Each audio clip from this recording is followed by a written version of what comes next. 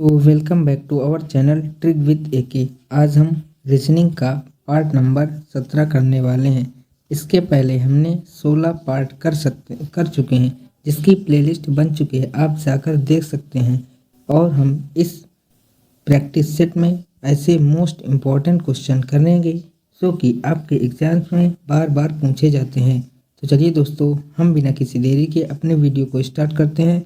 यदि आपको वीडियो अच्छी लगे तो प्लीज़ वीडियो को लाइक करें। यदि आप चैनल पर नए हो तो चैनल को सब्सक्राइब करें और बेल आइकन जरूर प्रेस करें। आज का हमारा पहला क्वेश्चन है कि उस संख्या या फिर विकल्प का चयन करें जो कि तीसरी संख्या से उसी प्रकार से संबंधित है जैसे कि दूसरी संख्या का संबंध पहली संख्या से है। यहाँ पर हमें इस क्वेश्चन मार्क के स्थान पर बताना है कि क्या भरा जाएगा। ऐसे क्वेश्चन को सॉल्व करने के लिए यहाँ पर हमें 54 को कुछ इस प्रकार से सॉल्व करना है कि 20 कैसे आएगा। यदि हम 54 के 5 और 4 को यदि हम आपस में मल्टीप्लाई कर देंगे तो हमें यहाँ पर 20 प्राप्त होगा। ठीक उसी प्रकार से हम यदि 67 के 6 और 7 की हम आपस में मल्टीप्लाई कर दें तो हमें 42 प्राप्त होगा और 42 ही हमारा बिल्कुल से करेक्ट आंसर होगा, जो कि ऑप्शन डी में है। तो यहाँ पर हमारा ऑप्शन डी बिल्कुल से करेक्ट आंसर होगा। आई होप आपको ये क्वेश्चन समझ में आ चुका होगा। नेक्स्ट क्वेश्चन देख लेते हैं। नेक्स्ट क्वेश्चन है, निम्नलिखित श्रृंखला में हमें लुप्त पद को ज्ञात करना है। यहाँ पर इस क्वेश्चन मार्क के स्थान पर इस चार ऑप्शनों में क्या भरा जाएगा, हमें यही बताना है। यदि हम सबसे पहले इनमें संख्या को देखें, यहाँ पर 15 से 26 हुआ, 26 से 37 हुआ और 37 से 48 होगा। यदि हम इन दोनों में डिफरेंस देखें 15 और 26 में, तो यहाँ पर 11 का डिफरेंस है। ठीक उसी प्रकार से 26 और 37 में भी 11 का डिफरेंस है। 37 और 48 में भी यहाँ पर 11 का डिफरेंस है। तो यहाँ पर जो अगली संख्या होगी उसमें भी 11 यदि हम 48 में जोड़ देंगे तो हमारा आंसर निकल कर आ जाएगा। यहाँ पर हम देखें तो संख्या 59 होगी और ऑप्शन में सिर्फ और सिर्फ ऑप्शन सी में ही 59 है। तो यहाँ पर हमारा ऑप्शन सी बिल्कुल से करेक्ट आंसर हो जाएगा। इसके बाद हमारा नेक्स्ट क्वेश्चन है, यदि TOM टॉम को 32 है और रॉक को 28 है लिखा गया है तो कैटल का मान क्या होगा। तो यहाँ पर हमें सबसे पहले टॉम को डिकोड करना होगा।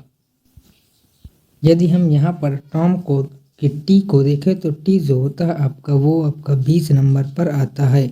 इसके बाद ओ आपका 15 नंबर पर आता है और इसी प्रकार से एम आपका 13 नंबर पर आता है। यदि हम इन तीनों को ऐड करें तो 20, 15, 35 और 13 यहाँ पर 45 और 3 48 होगा। 48 यहाँ पर होगा और 48 के 4 और 8 की हम मल्टीप्लाई कर देंगे तो हमें 32 प्राप्त होगा, जो कि यहाँ पर है। ठीक उसी प्रकार से हम रॉक को सॉल्व करेंगे। आर आपका 18 नंबर पर आता है, ओ 15 नंबर पर, सी 3 नंबर पर और के आपका 11 नंबर पर। यदि हम इन चारों को आपस में ऐड करें तो यहाँ पर 15, 3 18, 18 और 18 यहाँ पर 36, 36 और 10 यहाँ पर आपका 46 और 1 47 होगा। यदि 47 के 4 और 7 की आपस में हम मल्टीप्लाई कर देंगे तो यहाँ पर हमें 28 प्राप्त होगा, जो कि यहाँ पर है। ठीक इसी प्रकार से हम यहाँ पर कैटल को सॉल्व करने वाले हैं। तो यदि हम कैटल को यहाँ पर सॉल्व करें तो सी आपका 3 नंबर पर आता है, ए 1 नंबर पर, टी 20 नंबर पर, अगेन टी 20 नंबर पर, एल आपका 12 नंबर पर और ई आपका 5 नंबर पर। और हम इन तीनों को यदि ऐड करेंगे तो यहाँ पर हमें 61 प्राप्त होगा और 61 में यदि हम आपस की दोनों संख्याओं को हम यदि मल्टीप्लाई कर देंगे तो हमें यहाँ पर 6 प्राप्त होगा और यहाँ पर हमारा 6 बिल्कुल से करेक्ट आंसर होगा, जो कि हमारा ऑप्शन ए में है। तो यहाँ पर हमारा ऑप्शन ए बिल्कुल से करेक्ट आंसर होगा। इसके बाद नेक्स्ट क्वेश्चन है, एक निश्चित सांकेतिक भाषा में प्लान को VQ, EQ, G के रूप में लिखा जाता है तो उसी कोड भाषा में रफ के लिए क्या होगा। सबसे पहले हम इस प्लान को VQ, EQ, G कैसे लिखा गया है, सबसे पहले हम इसको डिकोड करेंगे। यदि हम यहाँ पर देखें तो P जो होता है प्लान का, P जो होता है आपका वो 18 नंबर पर आता है, एल आपका 12 नंबर पर, ए 1 नंबर पर, एन 14 नंबर पर आता है और आपका ई जो होता है वो 5 नंबर पर आता है। यहाँ पर हम इसको V Q E Q G को देखें तो V आपका 22 नंबर पर आता है, Q आपका यहाँ पर 17 नंबर पर आता है और E 5 नंबर पर आता है, Q अगेन 17 नंबर पर और G आपका 7 नंबर पर आता है। यदि हम इन दोनों में डिफरेंस देखें तो 18 से यहाँ पर 22 हुआ, यानी यहाँ पर प्लस का 6 हुआ। सबसे पहले यहाँ पर प्लस का 6 हुआ, इसके बाद आपका 12 से 17 हुआ, यहाँ पर प्लस का 5 हुआ। इसके बाद 11 से आपका यहाँ पर 1 से 5 हुआ, तो यहाँ पर प्लस का 4 है। इसके बाद हुआ है आपका यहाँ पर 4 से, इसके बाद यहाँ पर 14 से 17 हुआ, प्लस का 3 हुआ और इसके बाद यहाँ पर आपका 5 से 7 हुआ, तो यानी प्लस का 2 हुआ। यानी कि सबसे पहले यहाँ पर हम प्लस का 6 करेंगे, फिर प्लस का 5 करेंगे, फिर प्लस का 4 करेंगे और फिर हम यहाँ पर प्लस का 3 करेंगे, प्लस का 2 करेंगे और इस प्रकार से हम एक एक माइनस करके ऐड करते जाएंगे तो हमारा आंसर निकल कर आ जाएगा। तो ठीक हम इसी प्रकार से हम इस क्वेश्चन को सॉल्व करेंगे। यहाँ पर देखें तो रफ का हमें कोड बताना है, तो R आपका 18 नंबर पर आता है, तो 18 में हम 6 जोड़ेंगे तो 22 होगा। 18 में यदि हम 6 जोड़ेंगे तो यहाँ पर आपका 24 होगा।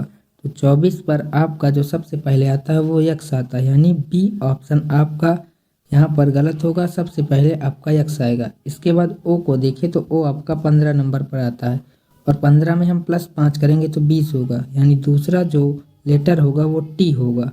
इसके बाद यदि हम देखें तो यहाँ पर D ऑप्शन भी नहीं होगा।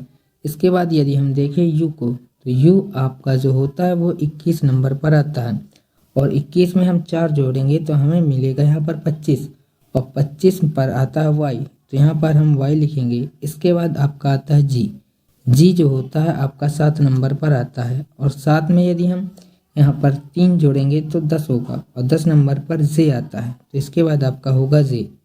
इसके बाद है H होता है आपका 8 नंबर पर। 8 में यदि हम 2 को ऐड करेंगे तो यहाँ पर प्राप्त होगा फिर से 10, यानी अगेन आपका आएगा J।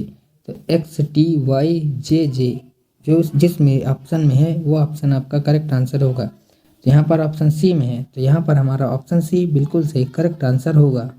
इसके बाद हमारा नेक्स्ट क्वेश्चन है, नीचे दी गई श्रृंखला में हमें श्रेणी को ज्ञात करना है कि अगली श्रेणी कौन सी होगी।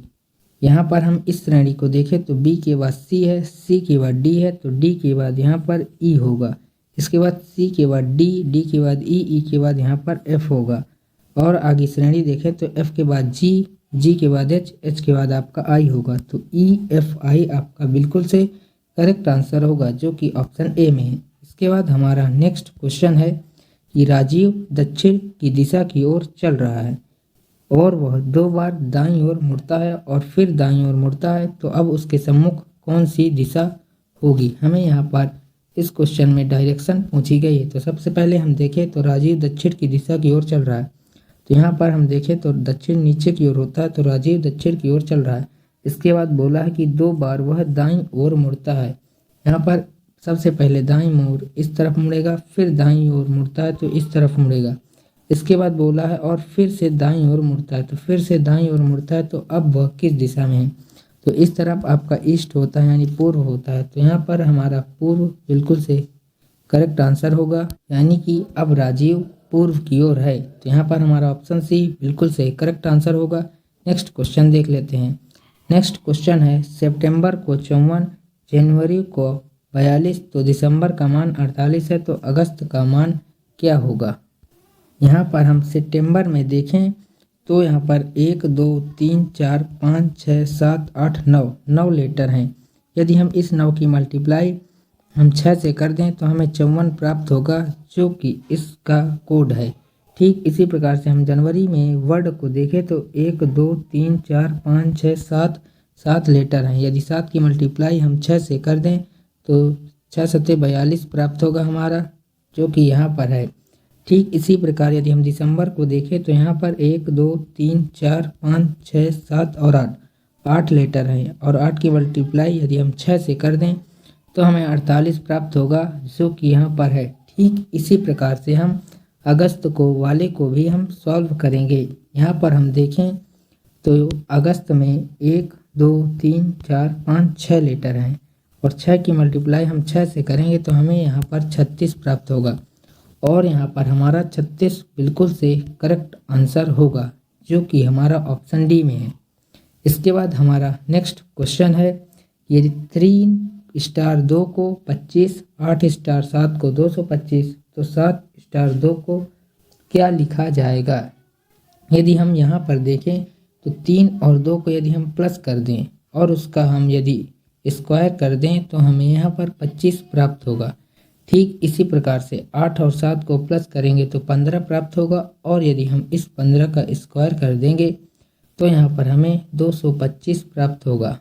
इसी प्रकार से हम 7 और 2 को यहाँ पर प्लस करेंगे तो 9 होगा, और 9 का यदि हम स्क्वायर कर देंगे तो हमें यहाँ पर 81 प्राप्त होगा, और यहाँ पर हमारा 81 बिल्कुल से करेक्ट आंसर होगा, जो कि ऑप्शन डी में है। इसके बाद हमारा नेक्स्ट क्वेश्चन है कि इनक्रिप्ट को किसी कोड भाषा में VMXIBKJ लिखा गया है, तो आर्क को उसी कोड भाषा में क्या लिखा जाएगा।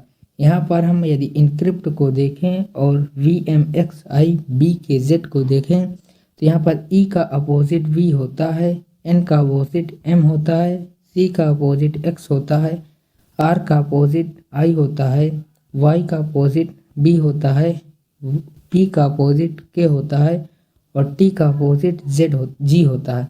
यहाँ पर हम देखें तो यहाँ पर पूरे अपोजिट वर्ड को लिखा गया है, तो ठीक उसी प्रकार से हम आर्क के सभी अपोजिट वर्ड को लिख लेंगे। तो A का जो अपोजिट यहाँ पर होता है वो होता है Z, तो यहाँ पर Z सबसे पहले आएगा, तो यहाँ पर ऑप्शन A और ऑप्शन D तो वैसे भी गलत हो जाएंगे। इसके बाद हम यदि R का अपोजिट देखें तो R का अपोजिट I होता है, तो हमारा ऑप्शन C भी गलत हो जाएगा और हमारा ऑप्शन भी बिल्कुल से करेक्ट आंसर हो गया। इसके बाद हम नेक्स्ट क्वेश्चन देख लेते हैं।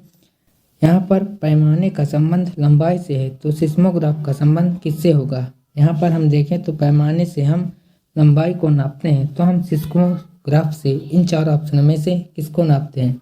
यदि हम देखें तो सिस्मोग्राफ से हम भूकंप को नापते हैं, तो यहाँ पर हमारा ऑप्शन भी बिल्कुल से करेक्ट आंसर होगा। आज का हमारा ये लास्ट क्वेश्चन था। आपको वीडियो कैसी लगी ये हमें कमेंट बॉक्स में बताएं। यदि आपको वीडियो अच्छी लगी हो तो वीडियो को लाइक करें। यदि आप चैनल पर नए हो तो चैनल को सब्सक्राइब करें और बेल आइकन जरूर प्रेस करें। आज के लिए इतना ही, मिलते हैं नेक्स्ट वीडियो में, तब तक के लिए जय हिंद।